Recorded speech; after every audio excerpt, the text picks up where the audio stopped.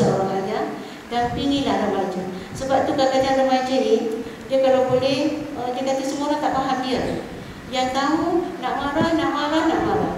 Itu tak betul, ini tak betul. Tak pernah nak appreciate apa yang dia buat, kan? Jadi remaja itulah yang kadang dia konflik, dia keluar rumah, berbagai masalah berlaku ketika di luar. Ini yang kita sedang dan akan terus hadapi. Jadi mahu tak mahu kita kena kembali kepada cara Islam menyelesaikan masalah, mengatasi masalah remaja. Itu belum merokoknya lagi, dadahnya lagi, Dan hari ini kalau kita lihat seks bebas, kita memang takut, gerun sebenarnya nak letakkan anak kita ni. Dan kita pun kalau kita berjaya didik anak kita di rumah, kita belum pasti berjaya lepaskan anak kita pada masyarakat. Sebab tu kita kena amar makruf nahi munkar. Kita maksudnya kalau nak buat baik tu bukan kita je, nak kena ajak jiran kena jadi baik, masyarakat kena jadi baik, supaya anak kita ni bila kita cempak daripada masyarakat, dia sebagai, dia selamat. Okey. Kemudian kita itu proses dia, daripada bayi, kemudian kanak-kanak dan seterusnya kepada remaja. Dan asas pendidikan yang diperlukan ini, saya dah sebut dah tadi, asas pendidikan kerohanian, asas pendidikan jasmaninya, asas pendidikan kemahiran-kemahiran, semua ini diperlukan dalam proses pembesaran. Okey, saya nak share ketika saya membuat lawatan ke Singapura, memang Singapura dia sangat terkedepan dalam pendidikan, dalam semua peringkat, baik dalam sekolah dia maupun sekolah rendah dan sekolah menengah. Tapi apabila dibuat statistik, ramai di kalangan anak-anak ni, pelajar-pelajar ni membunuh diri. Dahsyat, membunuh diri. Jadi apabila kita sharing permasalahan ini, dia kata sebab anak-anak tak tahan dengan hidup yang saya sebutkan tadi. Pagi sekolah, tengah tuition, dia tak ada ruang satu minggu tu untuk bermain. Hujung minggu pun dipenuhkan dengan study. Jadi kita tahu hidup kat Singapura tu macam mana. Hari ini memang ramai anak-anak yang merasakan ini terutama yang bukan dalam Islam, memilih untuk mati. Jadi ini kena kita fikir-fikirkan. Memang kita nak anak kita pandai, tapi proses tu kenalah seimbang. Kalau pun dia pandai tapi dia tak hormat ibu bapa, kita pun tak nak, kan? Kita nak semua, dan Allah dah janji, sebenarnya kita apa yang kita nak tu tak semua kita akan dapat. Allah tahu. Sebab tu Allah sediakan alam akhirat untuk kita, kan? Okay. Seterusnya kita tengok video-video ni. Andainya kita diberi peluang untuk menatap anak-anak kita ni jadi kecil, tapi mustahil kan? Tapi sekiranya kita diberi peluang menghadapi anak-anak yang kecil dan terus membesar, agaknya macam mana, ya? Okey, seandainya kita diberi peluang anak itu sekali lagi, kita akan lebih dahulu membangun harga dirinya, dan baru kita membangun rumah untuk dia. Apa maksudnya? Maknanya kalau kita diberi peluang anak kita kecil lagi, kita nak bangunkan sahsiah dia, kita nak bangunkan kemampuan dia. Itu yang lebih penting daripada kita menyediakan prasarana-prasarana lain, rumah dia ke, kenderaan dia ke. Maknanya kita bangunkan dulu sahsiah dia. Seterusnya, aku akan lebih banyak memakai jari untuk melukis bersamanya daripada memakai jari untuk menuding kesalahannya. Maksudnya kita lebih banyak bersama dengan dia, bergaul dengan dia, dan kita kurang nak menyalahkan dia. Walaupun dia akan melakukan kesilapan, tapi kita kuranglah, insya-Allah. Seterusnya,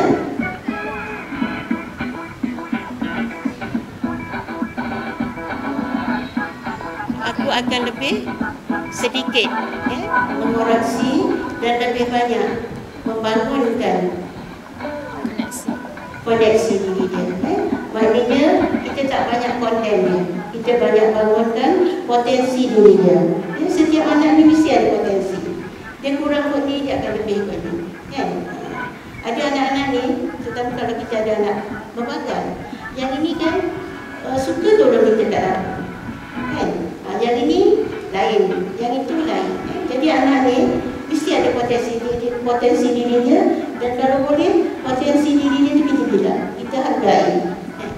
Okay, seterusnya, aku tak akan banyak memperhatikan jam dan lebih banyak memakai mata hatiku untuk memperhatikannya. Apa maksudnya? Kan? Kita banyak kerja, banyak benda anak nak share dengan kita. Tapi kita ni nak masak, kain belum basuh, rumah belum sapu, kan? Maksud kita tengok jam. Kejap lagi ayah dah nak balik, nak makan, kan? Kita sentiasa tengok jam. Nak cepat. Anak ni barulah nak meminta perhatian daripada kita. Tapi kalau kita faham, buangkanlah masa, walaupun 5 minit, anak akan merasa kepuasan. Benda-benda ni lah yang telah kadang-kadang tidak alpukan. Dia nak cakap pun sibuk lah, macam tu kan. Tapi bukan ibu kat sini lah, ibu tempat lain. Ibu kat sini insya-Allah dia sentiasa memberi peluang melayan anak-anak dengan penuh kasih sayang. Okey, seterusnya. Okey, kita akan banyak berjalan-jalan santai, kan? Maksudnya ini yang anak-anak suka sebenarnya. Kita boleh enjoy dengan dia, tapi ada nilai yang kita akan bina, kan? Maksudnya dalam seminggu, kalau tak dapat tiap-tiap hari, dapat 2 kali seminggu pun okey, kan? Maksudnya duduklah dengan dia, kan? Tinggalkan kiri kanan, rumah sempah sikit sana sini tak apa, beri peluang dengan anak ni. Okey, seterusnya, aku akan berhenti bersikap selalu serius dan lebih serius bermain bersamanya. Maknanya kita ni tak garang, kan? Tapi kita banyak meneroka diri anak-anak ni. Okey, menjelajahi. Maksudnya kita ajak anak-anak kita jauhlah ni maknanya kita pergi berjalan dengan anak-anak, tapi ada mesej yang kita nak sampaikan. Okey, seterusnya, kita akan lebih banyak memeluk dia daripada membentak-bentak dia. Saya nak tanya kat sini, anak masa kecil memang kita peluk dia, kita cium dia. Tapi bila anak-anak dah sekolah rendah, anak-anak dah sekolah menengah, berapa kali kita peluk anak kita? Berapa kali? Jadi kalau kita tak pernah peluk anak, betul lah kata Aqra' ni seorang Nabi yang hidup zaman Nabi lah, seorang sahabat. Dia kata dia pelik tengok Rasulullah ni. Kalau Hasan Hussein datang nanti pada mereka, dia peluknya, dia ciumnya, kan? Sedangkan dia ni mempunyai 10 orang anak, tapi dia tak pernah sentuh anak dia. Cium pun tak pernah. Apa kata Rasulullah? Kalau kamu tak menyayangi, maka Allah tak akan menyayangi kamu. Maknanya kita ni, kalau kita tak tunjukkan sayang kita pada anak, confirm anak tak akan tunjukkan sayang kepada kita. Jadi, tak apa sebenarnya. Peluk anak, peluklah anak kita tu. Selagi dia ada dekat depan mata. Tapi bila anak dah jauh, dah belajar jauh-jauh, baru dah rasa, ya Allah, rasa rindunya dekat anak. Masa depan mata tu tak nak peluk. Tak nak doakan. Umi sayang anak ni. Kan? Ni bila dah jauh-jauh, baru dah rasa rindunya dengan anak. Jadi maknanya, kasih sayang ni kena ditunjukkan, jangan disimpan. Dan berilah penghargaan apabila buat sesuatu. Ucap terima kasih, minta maaf kalau kita tersilap. Itu sebenarnya anak-anak inginkan. Jangan kita wujudkan yang kalau mak ni itulah kerja dia. Kita ni semua tak betul, mak je yang betul. Jadi untuk menghubungkan suasana yang harmoni sampai tidak berkahwin nanti, bina dulu daripada ketika dia masih kecil lagi. Dan itulah sebenarnya yang kita impikan. Kalau sekiranya kita masih ada anak-anak yang seusia begini, tunjukkanlah kasih sayang itu. Okey, seterusnya kita lihat apa lagi peringatan Allah dalam Al-Quran. Kita biasa baca surah At-Tahrim ayat 6 ni kan. Okey. Wahai orang beriman, ya ayyuhallazina amanu qu anfusakum wa ahlikum nar. Apa kata Allah? Peliharalah dirimu dan keluargamu daripada api neraka. Allah tak kata peliharalah dirimu saja. Okey, jadi kita semua nak memastikan diri kita dan anak-anak kita ini kalau masuk syurga, biarlah masuk syurga semua. Kita tak nak di akhirat nanti kita berada di jalan kanan, anak-anak kita berada di jalan kiri.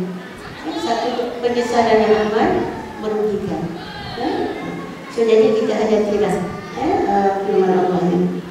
Kemudian medan pendidikan anak-anak. Saya dah sebut tadi, medan pendidikan itu di institusi, di sekolah, asalnya di rumah. Apa-apa pun pendidikan bermula di rumah, kemudian di sekolah dan juga masyarakat. Masyarakat ini merupakan institusi yang akan dilalui oleh anak-anak. Dia tak teruji ketika dia dekat sekolah, tapi bila dia terjun pada masyarakat, di sana amat banyak cabaran.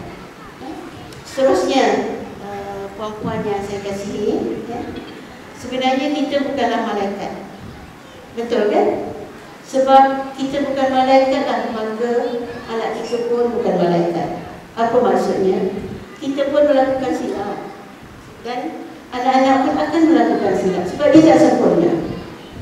Jadi maafkanlah sekiranya anak-anak kita ini melakukan kesilapan. Jangan cepat hukum dia. Kita sebab selalunya menghukum itu lebih cepat daripada kita nak rasionalkan fikiran kita.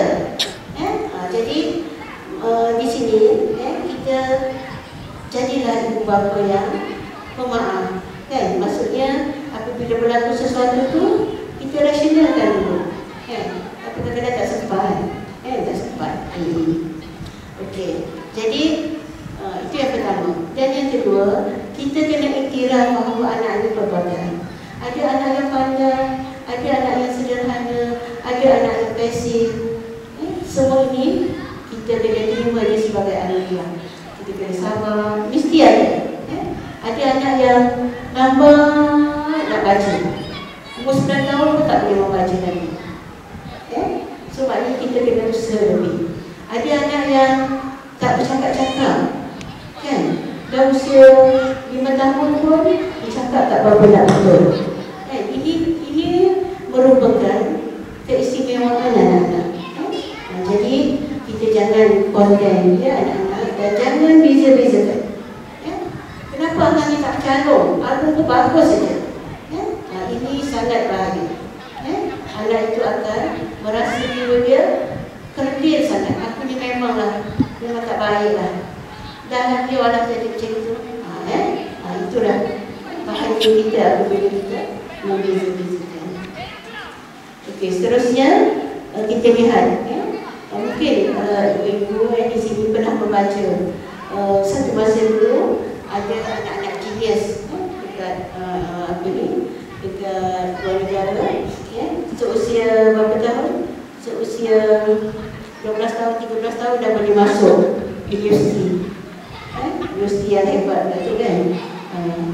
Dan dia menjadi graduate dekat sana. Tapi 10 tahun selepas itu kita dengar mereka akhirnya menjadi pelacur. Cuba kita lihat, dia berjaya pada asalnya, tapi disebabkan tidak keseimbangan, dia pun hilang identiti diri dia. Kan? Ini berlaku di mana-mana. Okey. Okey. Dan sebelum saya tunjuk slide ni, saya nak berkongsi harapan ibu-ibu lah. Kita ni semua ibu-ibu. Dan di luar sana pun yang tak datang pada hari ini, dia pun tetap ibu-ibu. Saya nak berkongsi tentang 3 orang ibu. 3 orang ibu ni, satu ibu kepada Imam Syafi'i. Siapa tu Imam Syafi'i? Mazhab yang kita anggoti. Kemudian kita nak melihat ibu kepada siapa kat situ tu? Muhammad Al-Fatih, ataupun Sultan Mahmud. Kemudian kita nak lihat juga ibu kepada seorang pemimpin, Mustafa Kemal Atatürk. Ketiga-tiga ibu ini, ketika anaknya kecil, dia memang nak menjadikan anak-anak ini menguasai Al-Quran. Imam Syafi'i berjaya menghafaz Al-Quran ketika usia dia 9 tahun. Hafaz semua Al-Quran. Didikkan siapa ni? Didikkan seorang ibu. Dia tak ajar. Dia tak ajar ilmu-ilmu yang lain, tapi dia ajar dengan Al-Quran. Dan akhirnya Imam Syafi'i ini dapat menulis berbagai-bagai kitab. Antara kitab dia banyak kitab fiqh, yang kita selalu rujuk kitab Al-Um, ini Imam Syafi'i. Dari seorang ibu. Kemudian kita lihat Muhammad Al-Fatih. Dia juga seorang ibu yang nak anaknya menguasai Al-Quran. Jadi Muhammad Al-Fatih ni, dia duduk di Istanbul. Duduk di Istanbul. Tiap-tiap pagi dia memang mengajar anaknya untuk menguasai Al-Quran. Diceritakan dia ni duduk dekat satu sungai. Sungai ni macam sepadan dengan kota Konstantinopel. Tahu kan? Kota Konstantinopel ni. Jadi apa yang disebut oleh ibu ni tadi? Tiap-tiap pagi dia kata, anakku, bacalah Al-Quran. Ingat, satu masa nanti kamu akan dapat takluk di kota Konstantinopel. Kota tu jauh tapi dia boleh nampak. Tiap-tiap pagi disebutkan dekat anaknya, bila besar nanti kamu boleh takluk. Bila besar nanti kamu boleh takluk. Takdir Allah. Betul apa yang disebutkan oleh Rasulullah. 800 tahun selepas Nabi wafat, Muhammad Al-Fatih ini berjaya menaklukkan kota Konstantinopel tu, pintu masuk ke Eropah, ketika usia dia 23 tahun. 23 tahun jaringan muncul je. Dia berjaya menakluki kota Konstantinopel dengan kemahiran dan kepakaran yang luar biasa. Kalau kita baca sejarah dia, saya cadangkan banyakkan baca sejarah-sejarah orang-orang yang dididik. Dan dia boleh menguasai 6 bahasa ketika usia dia berapa. Jadi dari seorang ibu yang nakkan anaknya membaca Al-Quran. Okey, kita lihat pula Mustafa Kemal Atatürk. Siapa dia? Dia adalah Presiden Perdana Menteri Turki yang pertama. Sekarang siapa Perdana Menteri dia? Ataukah yang nak membawa perubahan kepada Islam? Perdana Menteri yang pertama Mustafa Kemal Atatürk, dia juga dididik oleh seorang ibu yang beragama Islam, yang nakkan anak dia menghayati Al-Quran, tapi dia memilih untuk hidup dengan pak saudara dia yang mewah. Dan terdidiklah Mustafa Kemal Atatürk tadi dengan ciri-ciri yang ada. Apa yang paling dahsyat bila dia menjadi Perdana Menteri, dia nak tukarkan azan itu menjadi bahasa Turki. Dahsyat. Asal daripada orang yang nak menghayati Al-Quran, kan? Dia nak semua orang tak boleh menutup aurat, kan? Dan banyaklah. Hingga kan diriwayatkan, kalau kita baca sejarah dia dengan tanah bumi pun tak terima dia ketika dia dikebumikan.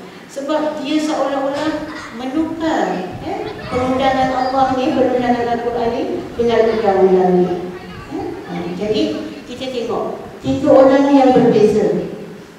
Asalnya sama dah, sama nak didik cara baik, kan? Tapi ketentuan Allah tak sama.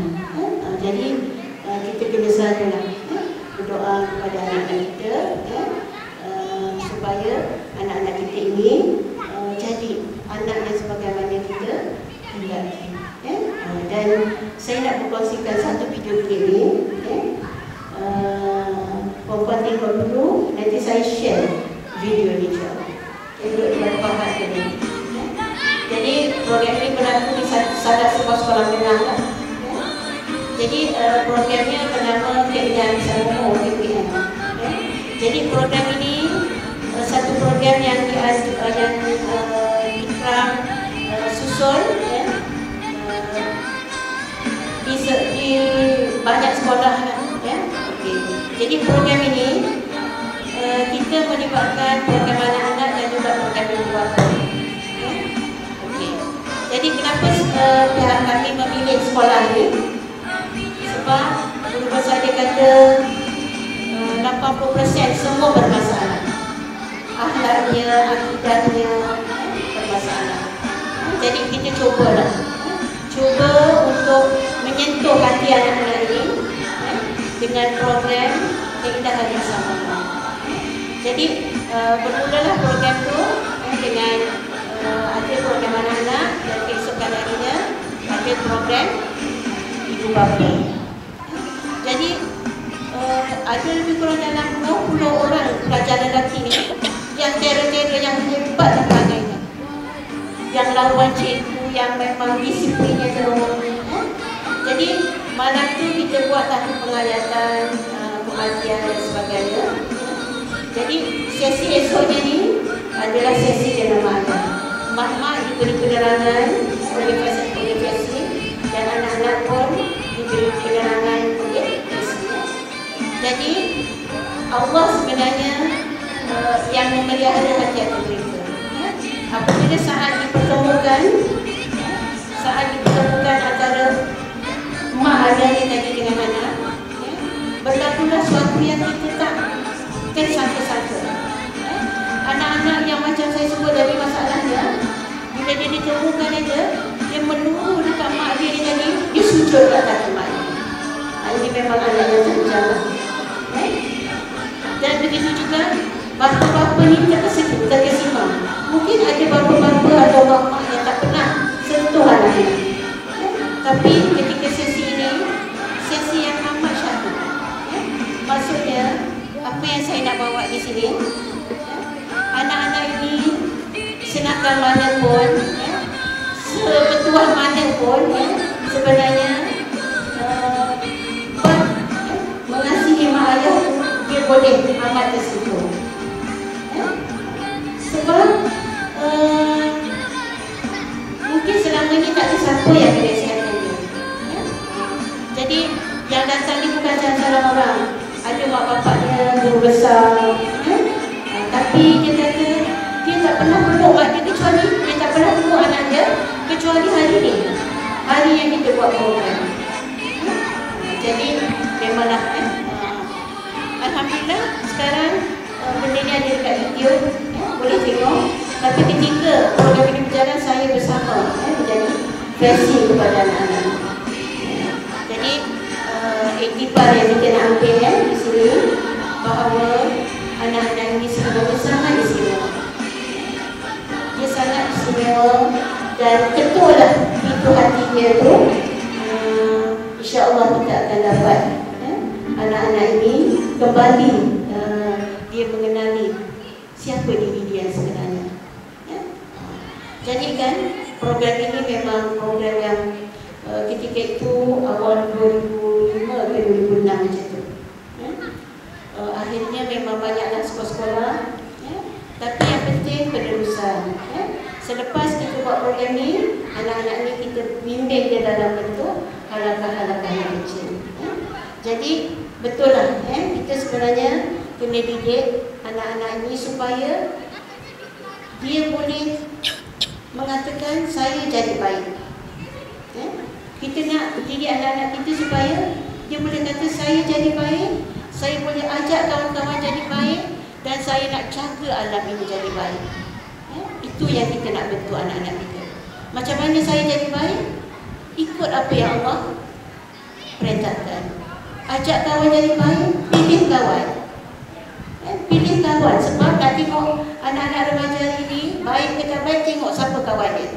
Mak ayah kena ambil nama, nombor telefon. Siapa mak ayah dia? Kan? Kemudian jaga alam jadi baik. Kita tak nak melahirkan anak-anak yang dia tengok alam ni tak ada benda. Sampah buang merata, kan? Merosakkan harta-harta masyarakat. Jadi kita nak bentuk ni semua daripada rumah, daripada dia kecil lagi. Jadi tidaklah kalau sampah tu disepak-sepak saja, kan? Jadi dia tahu di mana peraturan-peraturan di rumah tu. Nak gantung tuala dia tahu, nak basuh, nak apa, semua benda tu ada tempatnya, kan? Jadi pengajaran seperti ini, ibu-ibu, kadang-kadang kita terlepas pandang. Jadi maknanya cuba kita ingatkan pada anak-anak kita. Dan seterusnya, cuba kita perhatikan video klip ni. Video klip ni ada ketika bulan Ramadan nak raya. Tapi apa yang kita nak belajar daripada video klip ni? Rasa kalau saya tak ulas pun, puan-puan dapat perasaan. Bagaimana bezanya kesabaran seorang ibu, seorang anak dalam mendidik anak, dalam menjaga, dalam membimbing, dalam membesarkan. Beza dengan seorang anak bila dia dah besar dengan anak. Itulah hakikatnya kita. Saya yakin kita kat sini pun ada yang ada mak ayah, alhamdulillah. Dan kita juga mempunyai anak. Jadi cabarannya memang ada. Ibu ayah ni kan, dia kalau sanggup nyawa pun dia boleh gadaikan demi untuk anak. Tapi sebenarnya anak terlepas. Sebab tu selalu orang kata, seorang mak ayah boleh jaga 10 anak. Tapi 10 anak belum pasti boleh jaga seorang ayah, kan? Jadi kalau kita nak anak-anak kita, dia bila kita tua nanti dia nak jaga kita, mengawasi kita kena beri bekalan kepada dia. Kena beri bekalan. Dia tak boleh jadi secara automatik. Betapa ramai kalau kita lihat hari ini pusat-pusat jaga orang tua penuh. Sebab anak-anak tak sanggup nak menjaga mak ayah. So jadikanlah dia pengajaran. Dan seterusnya, tadi seorang bapa dia sayang anak dia tanpa syarat. Nampak tak? Dia sayang anak dia tanpa syarat. Anak tanya lagi, jawab. Maknanya dia sayang anak dia tu tanpa syarat. Tapi kita cuba kita tanya anak kita. Itulah maksudnya ambil pengajaran daripada peristiwa iklan tadi. Tapi akhirnya alhamdulillah diary itu menjadi bukti bahawa mak dia menuliskan dalam diary itu menjadi bukti bahawa mak ayah dia ni sangat sayang dia daripada dia kecil lagi, kan? Itu sikit sajalah sebenarnya. Seterusnya peribadi ibu bapa sebagai murabi, kita dah lebih banyak sebelum ini. Sebenarnya kita selain daripada ibu, kita juga menjadi murabi, guru yang paling utama kepada anak-anak. Okey. Seterusnya tidak akhir, saya pun suka tengok video klip ni. Apa yang kita boleh belajar daripada video klip ni? Okey, ibu-ibu sekalian, bila tengok benda ni sebenarnya sangat menarik hati, kan? Terlampau besar pengajaran dia. Maknanya kita mendidik anak-anak ini melalui guru hasanah. Maknanya anak-anak akan lihat. Ini contoh kalau kita nak biasakan. Maknanya apa yang kita buat dengan orang tua kita kita akan mendapat juga apa yang anak-anak akan buat dari kita. Dia akan bayar on the spot. Macam mana si mak ni tadi dengan suami dia buat kat ayah dia, maksudnya kat atuk dia kan. Tak lama lepas tu anak pun buat pada ayah dia. Makna dia di sini hidup ini proses ni macam roda lah, macam roda. Maksudnya kita dulu macam itu, nanti anak-anak kita pun akan buat macam tu.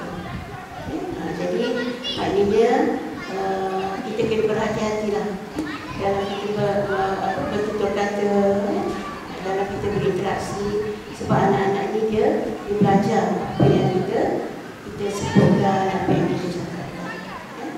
Okey, seterusnya ingin dekat ujung-ujungnya insya-Allah kemahiran dan minat. Jadi anak-anak ini kita hendaklah berusaha untuk membentuk sikap lebih diutamakan daripada penguasaan kemahiran. Apa maksud di sini? Sikap yang betul itu adalah lebih utama daripada kita mengajar kemahiran-kemahiran ataupun skill-skill yang lainnya. Kemudian proses itu adalah lebih penting daripada hasil.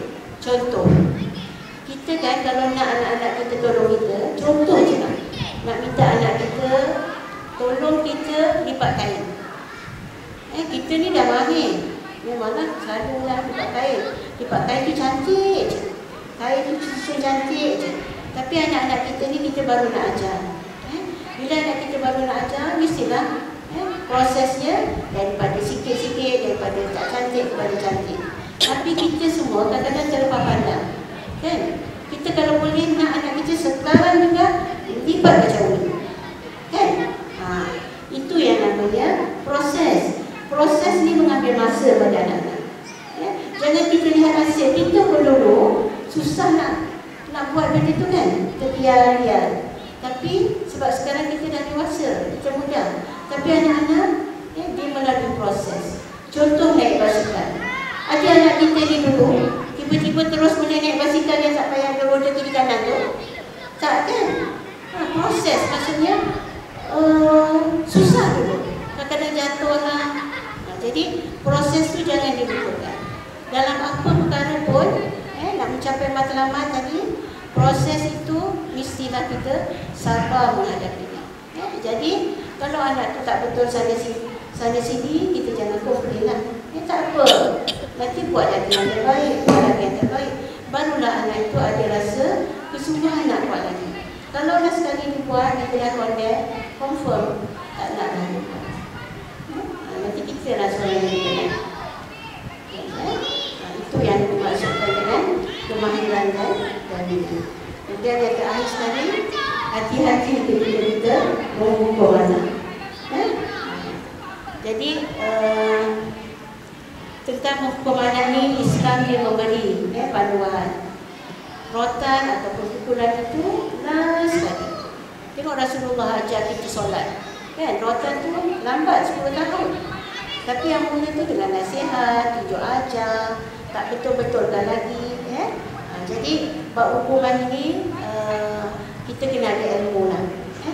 Ada adat-adat dia kalau kita nak memberi pukulan di mana, bukan di bahagian muka, maksudnya di bahagian kaki saja. Yang ini kita kena kaji lah. Tapi menghukum itu adalah yang terakhir sekali selepas kita melalui proses nasihat, tunjuk ajar dan sebagainya.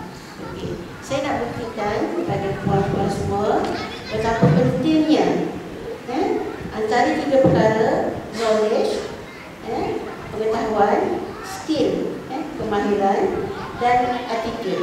3 perkara ni kita nak tengok mana yang paling utama. Attitude tu sikap. Okey, cuba kita tengok formula ni. Apa dia punya formula untuk 3 perkataan ini dan ada kiraan-kiraan dia. Cuba kita tengok perkataan-perkataan yang ada ni. Okey, hard work dia hanya dapat 98% saja. Kemudian knowledge knowledge hanya dapat 96. Okey, love. Kita rasa love tidak penting kan? Tapi dia hanya berapa persen? 54%. Love, gembira pada anak-anak, dia hanya mencapai 47%. Kemudian kalau kita lihat apa yang menjadikan 100%, duit ke? Sebab money ni penting kan? Pun baru mencapai 72%. Tapi kita tengok, adakah leadership yang nak jadikan anak itu berjaya? Dia hanya 89% saja. Dan kalau kita lihat seterusnya, yang mencapai kepada 100% dalam membentuk jiwa anak-anak itu ialah kita bentuk attitude dia. Attitude dia ni maknanya sikap dia.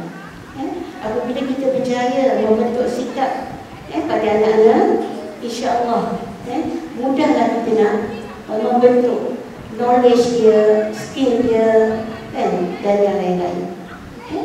Okey, jadi mari kita sama-sama selepas ini betulkanlah persepsi kita terhadap anak. So, sebagai penutup insya-Allah, anak-anak adalah cermin diri kita. Jika anak kita gagal di dunia, maka kita adalah pemimpin yang gagal. Namun kita masih ada peluang.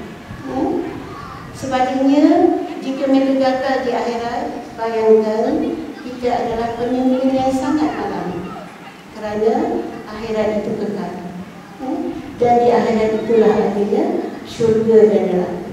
Di dunia kita gagal, kita boleh perbaiki lagi. Tapi paling kita takut kalau kegagalan itu membawa kegagalan di akhirat. Na'udzubillah. Jadi setakat itu dahulu saya akhiri dengan sedikit yang terakhir istimewa untuk semua ibu-ibu yang ada